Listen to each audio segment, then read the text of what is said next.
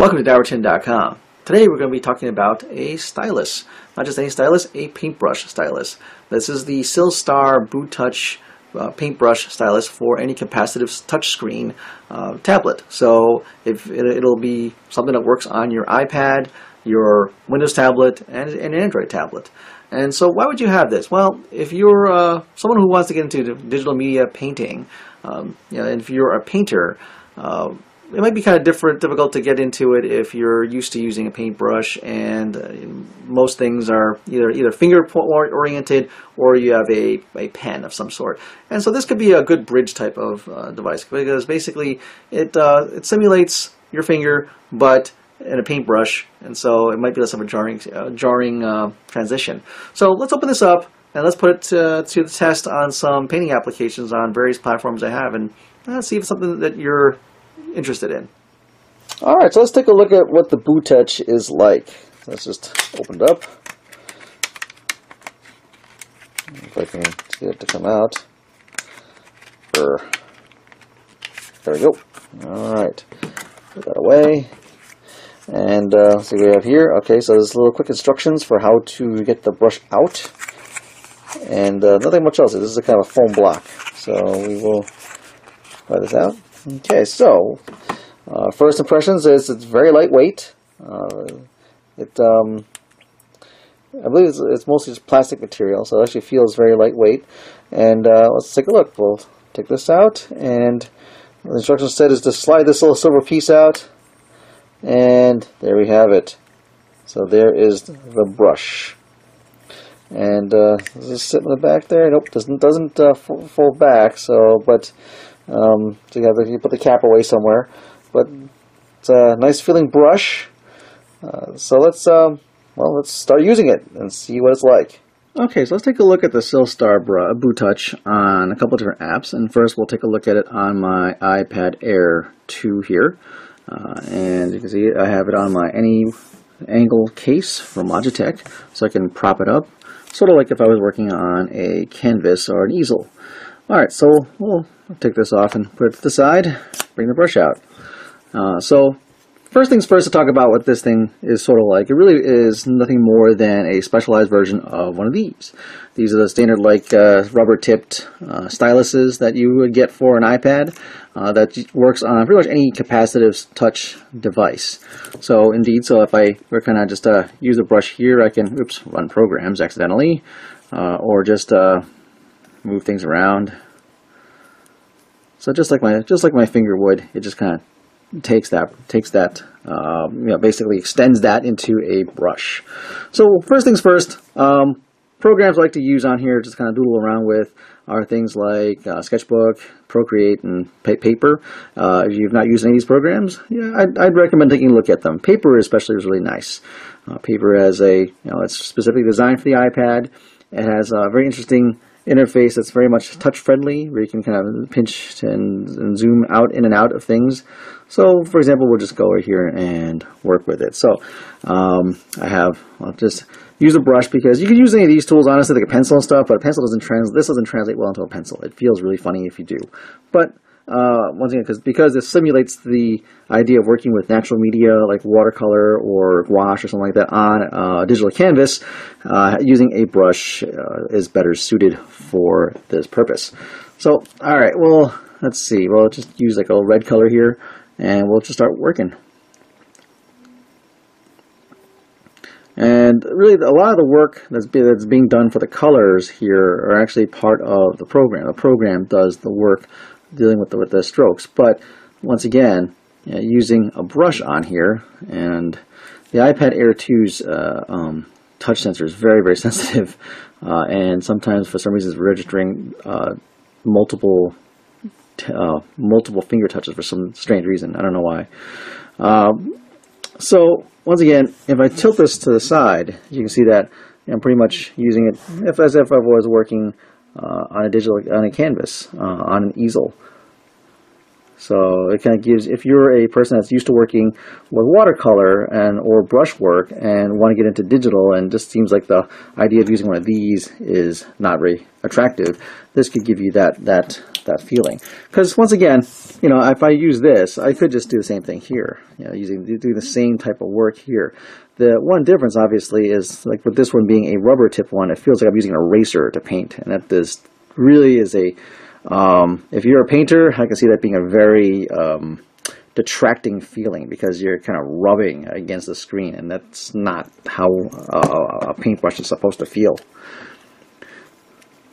So let's use some other programs real quick, talk about those, and we'll look at this on some other devices, because obviously, being that it's more or less a capacitive stylus itself, it works on not just the iPads, but it'll probably work on Surfaces as well as Android tablets as well.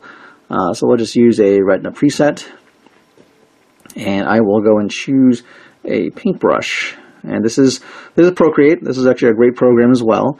I'll use a flat brush here, like so, and I'm going to use, let's just go with a nice little kind of a reddish color again to start with, and we'll just start working.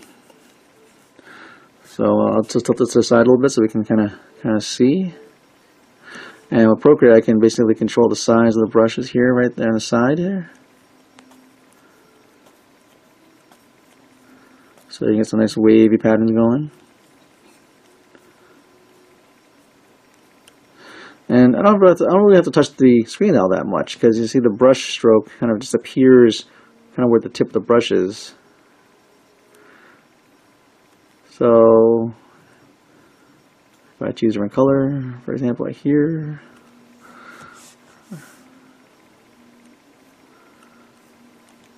so you can see it works just fine. And it is a much smoother experience, obviously, than, once again, using one of these where you're kind of erasing on the screen. So this is definitely a much more pleasant experience if you're going to try to replicate painting. All right, one last look over here with on the program Sketchbook. For the iPad, I can do something similar. Choose like another orangey reddish color here. Use a brush here, and I can kind of, well, the brush isn't as I don't know if the settings work right because it's kind of like a big blotchy thing, but yeah, you get the idea that it does work like that. So, all right, we'll get away from the iPad real quick, and we'll just talk about using it on some other tablets I have, and we'll just see how it works. Okay, so here I have my original Surface RT machine, which it's a nice tablet and all, but it doesn't have a stylus of its own, and it's relatively underpowered machine, but it has some nice programs that come with it, like Fresh Paint. We'll go use Fresh Paint. And once again, we'll use the brush. Alright, so we will do a new painting over here. Alright, so new, come on, new, there we go. And we'll use a brush. And Fresh Paint's kind of a neat program because it really is meant to try to simulate brush work. So we'll see how well this works here. And let's see here, let's make that a little bit bigger. And we'll use a little red color here. Go with that. Alright, so we'll just go and start working. So you can see that I have a certain brush here, and you see that it does work on the screen. Just like once again, just like your finger would work, or just like with one of these little rubber thingies. It doesn't work too well. Never mind. Don't ignore this. But like your finger, it works just equally as well. And once again, if I tilt it to an angle here, you can see that I am not on the screen at all, but you can see that I'm producing brush strokes just fine with the software. So let's go and take a larger brush here and just kind of go through with it. And you get the little natural media thing going where the colors mix and everything. So you see, this does work on other devices, so not just an iPad. So if you have a Surface RT and you're particular to Fresh Paint, this is a good alternative to getting some sort of at least some stylus functionality to your some brush functionality to your drawings. So you're not having to use your finger. Although if you're used to using your finger, that's still an option. This just gives you an extra feel of being a painter on a digital canvas. Let's see. I'm going to take a look at one more device. I'll do an Android device, and we'll wrap it up. So stay tuned. Okay, so here I have my Note Pro, my 12-inch Note Pro, and we're going to use this on here now. Of course, the Note Pro itself has a digitizer built in as a Wacom, but hey, for the discussions, we'll take a look and see how the BuTouch handles using digital paint on an Android device, just to make sure that we understand it does work. We'll boot up ArtRage over here, which is actually a very nice program for Android as well as Windows. And you see my horrible painting that I was goofing around with before. We'll just get a new painting, and we're not going to save that. That's embarrassing. Okay, we will use just the defaults here, and we'll just create a new canvas. All right, so what we're going to do is we'll have that blue color as well. As you right off the bat, you can see that this does work. And I can basically start painting. Now, ArtRage is a very nice program because it actually has a lot more realistic media handling. So I have a paintbrush here, which has kind of like a thick kind of watercolor, thick kind of like oil or thick media, and you see how it's got the shadows along with it.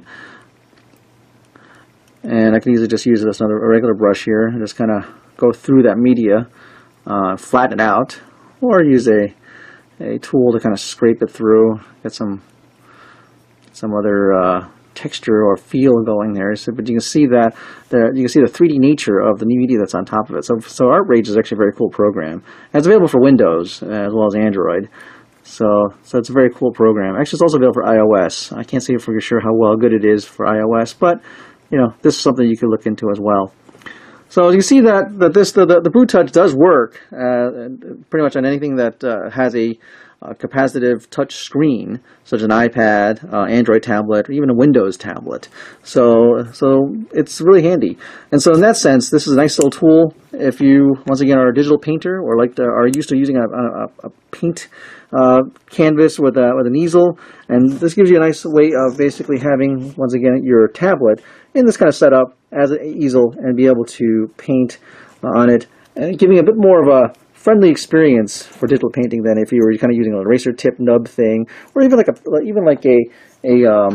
surface pen might not translate well into paintbrushes because obviously you're working with a tiny tip versus a brush tip.